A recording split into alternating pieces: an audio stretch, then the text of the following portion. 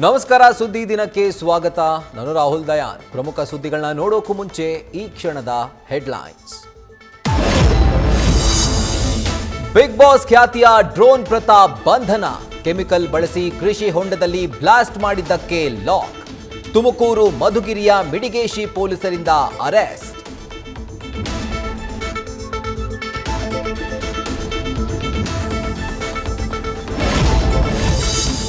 ಅಧಿಕಾರವನ್ನ ಒದ್ದು ಕಿತ್ಕೊಳ್ಬೇಕು ಅಂತ ಜ್ಯೋತಿಷಿ ಹೇಳಿದಂತೆ ನಾನು ಮಂತ್ರಿಯಾದೆ.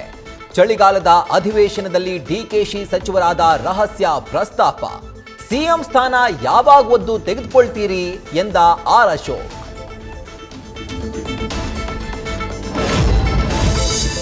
ಪಂಚಮಸಾಲಿ ಮುಖಂಡರ ಮೇಲೆ ಲಾಠಿ ಚಾರ್ಜ್ಗೆ ಭಾರೀ ಆಕ್ರೋಶ. ಸದನದ ಒಳಗೆ ಹೊರಗೆ ಬಿಜೆಪಿ ಪ್ರತಿಭಟನೆ. ಸ್ಪೀಕರ್ ಕಲಾಪ ಮುಂದೂಡಿದ್ರೂ ಕಚೇರಿಗೆ ತೆರಳಿ ಪ್ರತಿಭಟನೆ.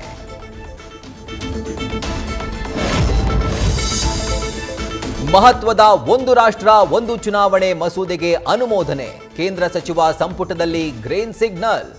ಅಧಿವೇಶನದಲ್ಲಿ ಬಿಲ್ ಮಂಡಿಸುವ ಲೆಕ್ಕಾಚಾರದಲ್ಲಿ ಕೇಂದ್ರ ಸರ್ಕಾರ.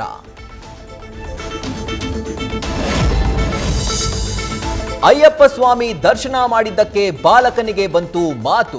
ಮಂಗಳೂರಿನ 17 ವರ್ಷದ ಬಾಲಕ ಪ್ರಸನ್ನಗೆ ಬಂತು ಮಾತಿನ ಶಕ್ತಿ.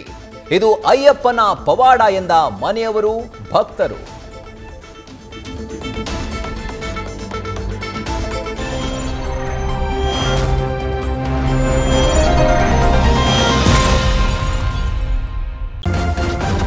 ನ್ಯೂಸ್ ಫಸ್ಟ್, ನಿರ್ಭೀತಿಯಿಂದ ನಿಮ್ಮ ಪರವಾಗಿ.